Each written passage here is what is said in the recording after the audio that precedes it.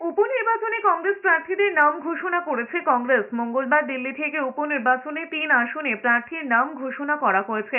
পশ্চিমবঙ্গের রায়গঞ্জ বিধানসভার উপনির্বাচনে হাত প্রতীকে প্রার্থী হয়েছেন প্রাক্তন বিধায়ক মোহিত সেনগুপ্ত, আর বাগদার প্রার্থী হয়েছেন অশোক হালদার। কারণ যে 4 আসনে উপনির্বাচন হচ্ছে তার 3টিতেই প্রার্থী দিয়েছে বামফ্রন্ট।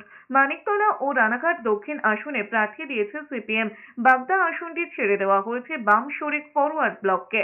শুক্রবার বামফ্রন্টের বৈঠক শেষে কংগ্রেসের জন্য রায়গঞ্জ বিধানসভা আসনটি ছেড়ে রেখে বাকি 3টি কেন্দ্রে প্রার্থী ঘোষণা করেছিল বামেরা। তবে কংগ্রেস শীর্ষ নেতৃত্বের তরফে এই 2 নাম ঘোষণার পরে বাম কংগ্রেস জোট নিয়ে জল্পনা শুরু হয়েছে বাংলার রাজনৈতিক মহলে। এদিকে বিধানসভা উপনির্বাচনে জোর কদমে প্রচার শুরু করেছেন রানাঘাট দক্ষিণ বিধানসভা কেন্দ্রের বিজেপি প্রার্থী মনোজ বিশ্বাস। অন্যদিকে রানাঘাট দক্ষিণ বিধানসভা কেন্দ্রে কংগ্রেস সিপিএম এর জোট প্রার্থী অরিন্দম বিশ্বাস মনোনয়ন জমা দিয়েছেন। অন্যদিকে মানিকতলা বিধানসভা নির্বাচনে মনোনয়ন জমা দিয়েছেন তৃণমূল কংগ্রেস প্রার্থী শক্তি পাণ্ডে।